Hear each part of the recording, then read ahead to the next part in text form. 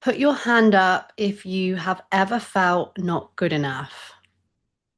Maybe at work, in relationships, maybe just quietly within you. And I want you to keep your hand up if you've ever tried to mask that moment where you don't feel good enough. So you feel it within you, you're shrinking, you feel smaller, you start to worry, you start to doubt yourself. Why did I say that? I shouldn't have done this. Do they think that?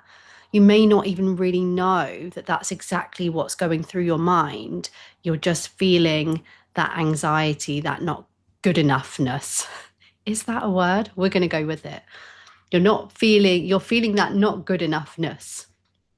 And there are times where we hide that. We pretend that's not how we're feeling. We mask it in the moment, or we pretend that we're fine. How many times are you pretending I'm fine? Even to yourself. There are these moments where we don't even realize that we've dipped into this moment where we're not feeling good enough. It's now, it's when we reflect, it's when we look back. Maybe we're talking to a friend, we're journaling, we're talking to our therapist or our coach, and then we start to realize I didn't feel good enough in that moment. If we were all in a room together, I would say to you, look around. And I guarantee you, most of the people in the room would still be holding a hand up for times that you don't feel good enough and for times that you have tried to mask that. At times, every single one of us experiences this moment of not feeling good enough, and most of us hide it. Raise a hand if you have not felt good enough in the last month or the last week. And what kind of situations were they? Can you see patterns? Was it when you was always around a certain person, or when you were in a certain situation, or a certain day of the week, a certain time of the day? Is it the same trigger over and over again? But imagine that moment when something triggers that feeling, that sensation, that belief within you to awaken that I'm not good enough. I ask you to really consider what happens for you in that moment. Where do you feel it in your body? What are the urges that you feel like you need to do to fix this, to feel good enough again, to get back on a balance? Do you feel like you need to please someone, make up for something, apologize, hide away? What are the urges that you have to say, look at me, I am good enough? Maybe you go into a defense state, maybe you go into an attack state, maybe you go into hide away state. It's going to be unique to you, but it is so helpful when we pause and say, when I don't feel good enough, what urges do I get? What does it feel like in my body?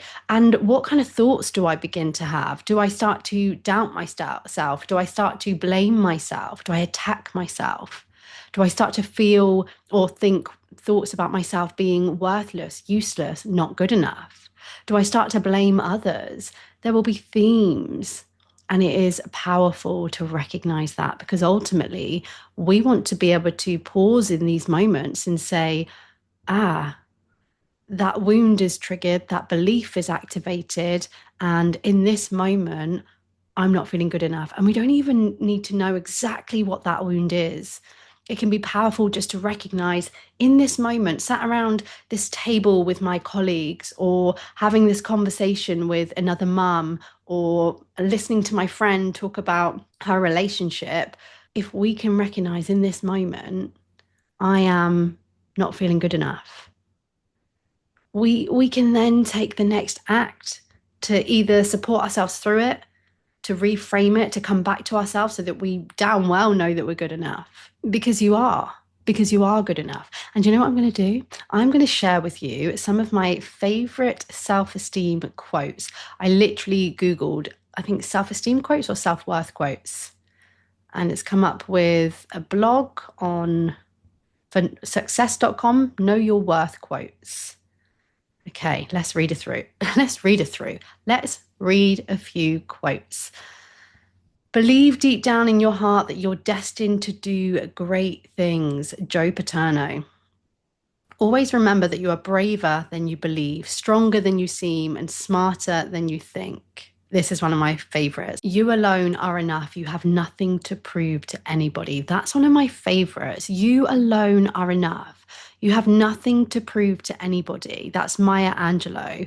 I think I love that one because certainly a lot of the people that I work with, I really see people put their happiness and their self-worth into the hands of other people, to depend on them, to feel like you need them to feel happy, to be able to feel balanced, to feel okay, to feel confident, to smile, to laugh, to be in your green zone, which is that open, that calm, that kind of best you, if you like. Although I do believe that all of you is the best, but that best you when we're in that green zone and we're open, and it's really easy to slip out of the green zone and into that amber red zone where we're triggered and activated when we are putting our happiness and our worth into the hands of someone or something else. It's so risky to do that because we have no control. I mean, there's many things that we don't have control over, but we especially do not have control over whether someone's always going to like us or be in a relationship with us, or that this job is going to last forever, or whatever it is, wherever it is that we get that self-worth and that validation from. When we put it in the hands of someone or something else, it's a high risk. We're at a high risk of getting wobbly and our self-esteem being knocked to the point where we wind up on the bathroom floor. This is another classic, Louise Hay. Remember, you have been criticizing yourself for years and it hasn't worked. Try approving of yourself and see what happens. If you follow my work, if you're kind of within my world, it is going to be no surprise to you that I love that quote, because I am someone who truly believes that if we could be, and we learnt to be, because actually we can be more compassionate towards ourselves. That is, when you're going through something, when life isn't going to plan or you're hurting, that you can offer yourself kindness without judgment as you would a friend, and you turn that inwards. I really believe that if we can learn that skill, it will support so many of our difficulties. It will help us move through uncertainty. It will make us move through situations that aren't going our way. It will help us to fall asleep because we're not criticizing ourselves and blaming ourselves and beating ourselves up. It will help us to solve a problem for the very same reason. It will help us to move forward and see clearly because we're not on this loop of just beating ourselves up. And not to mention that clearly in the research, criticizing yourself is closely linked with low mood, anxiety, and self-compassion has so many benefits. Better for your well-being, your mental health, how you show up, the ability to take risks, the ability to be courageous, and I could go on and on and on. I really encourage you, just put into Google benefits of self-compassion and it will be right there. It'll be right there. When it comes to building your self-worth, when it comes to that knowing that you're enough, we have to learn how to be compassionate with ourselves in those moments when we're not feeling good enough and we feel triggered. If we can access our compassionate self, we all have a compassionate self within us. Some of us have to dig a lot deeper to meet them. And obviously it depends on the situation that you're in. Some situations it may be easier to call upon your inner compassionate self. Some it may be harder. Some of you listening to this will feel like, I have never had a connection with my compassionate self. Others of you will be like, I'm quite in touch with my compassionate self, but I can lose touch quite easily as well. It's going to be so broad in terms of your experiences with that. But those moments when you're triggered and you're feeling small and you're shrinking and you're wanting to act in a way to prove your worth and prove who you are, and to either overcompensate and to go above and beyond, or to avoid and hide yourself away and not take any risks. In those moments, if we can go, hold on, let me pause, let me speak to myself like I would a friend, let me check in with the parts of me that are feeling anxious and that are feeling worried, let me zoom out and get some perspective on this. As different approaches that we can take in that moment. One of the things that I've always felt is really helpful here is to imagine a newborn baby. It may be your own baby, a niece, a nephew, a friend's baby. It may be you just using your imagination. When you imagine this baby, do you think that this baby is not good enough in any way? Would you ever look at a new baby or a young little child and say, you're not good enough, you're not enough this, you should be more this, you're not doing this right? Most of you will say no, right? No, we don't look at a new baby and think, you're not good enough. But the reality is, at some point in our lives, something happened, you had a big experience in your life, or something significant happened, and you may or may not remember these moments in your life that had this effect on how we view ourselves. But we wind up, I don't know where I heard this idea of the stickers. I heard it many moons ago, but it's always stuck with me. And at some point in our lives, we end up with these stickers across our forehead that say, I'm not funny enough, I'm not smart enough, I'm not rich enough, kind enough, fit enough, happy enough, you name it. And we each have our own sticker that we are walking around with. And usually we are the only ones that can see that sticker, let's be honest. The issue is when you believe what that sticker says, that you've not done the work to realize that that is based on past experiences, old stories, and that we don't need to be wearing that sticker as an adult today. And we certainly didn't need to be wearing it as a child, and we don't need to be wearing it today, because it is impacting how we're showing up, the choices that we're making. It is usually preventing us from being who we are supposed to be, without this sticker, who we are supposed to be without trying to prove that this sticker is not true, who we are supposed to be if we weren't trying so hard to not feel like this sticker. We've come up with these rules, we've come up with these ideas, these behaviors, these actions in order to try not to be what this sticker says. And I talk about that in those of you that really overcompensate. So what you will do is you will go above and beyond. You will work overtime. You'll put other people's needs above your own. You will push to burnout. You're going to overcompensate in order to prove that you are not this thing that you so desperately don't want to be. Whereas in reality, we don't need to work that hard not to be it. All we need to do is dig deep within us and see, I'm not this sticker, I'm not this belief, I'm not these words, I'm not this old idea and story. There is, of course, more that we need to do to really shift and change that. But I think even just becoming aware of the ways that you're overcompensating is so important. And on the flip side of that, if you're not overcompensating, you may well find that what you're doing is you're holding back. You are afraid of putting yourself out there, so you hide yourself, you play small, you avoid. Because if I don't put myself out there, then I don't have to run the risk of these negative beliefs and these ideas that are on this sticker. I don't have to run the risk of them coming true. I get to just hide away and keep myself safe. And that might feel like relief in the moment. It's the same as the overcompensating. You may well get what you want in the moment, but ultimately, these are the reasons that we wind up feeling like we're not good enough. These are the feelings that we struggle, or these are the reasons that we struggle with our mood and we do the things that don't feel authentic to who we are.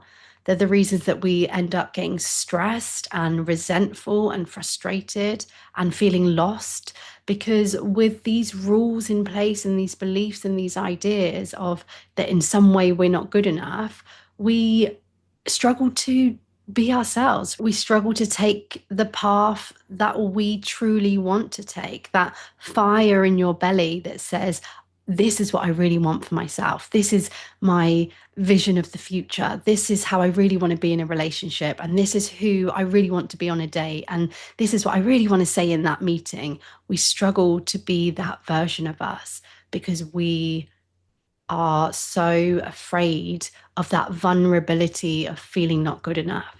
I would love to say that you are just going to feel good enough all the time. Do the work and you can just feel good enough all the time.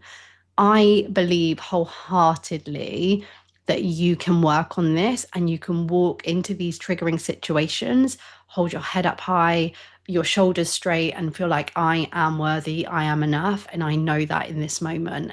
And to feel that openness, be in that green zone instead of that worried fear state. I believe that wholeheartedly.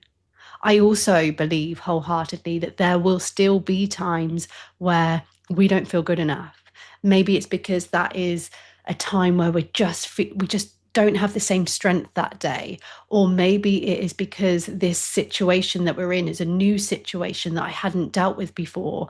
Or maybe it is just a bad day and I'm not feeling good enough. And in those days, we need to be able to soothe ourselves and be with ourselves.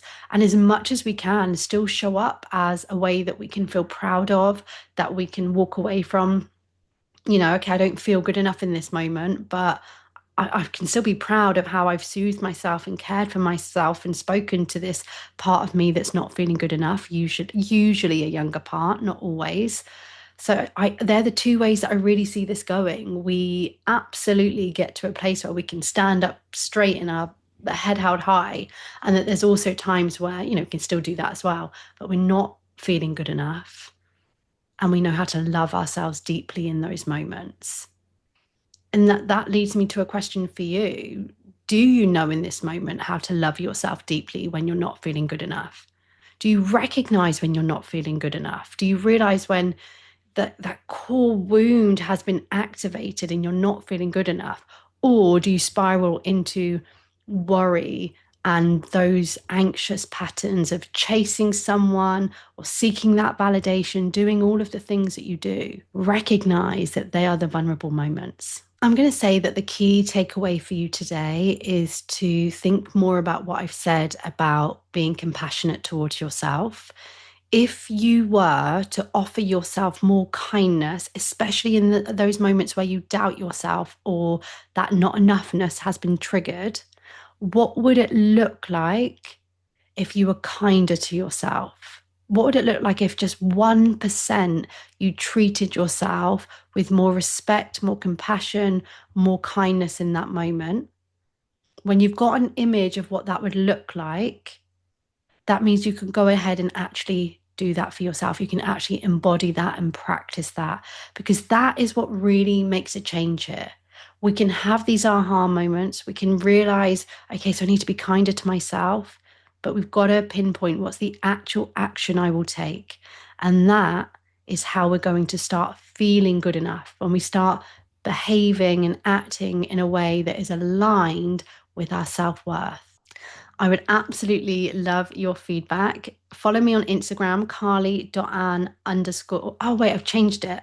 So yeah, carlyann underscore therapy, and let me know your key takeaways from this episode. Please do subscribe, do the downloads. I would absolutely adore this podcast to grow and to get to the people that need it. Thank you so much for listening, and I will be back here very soon.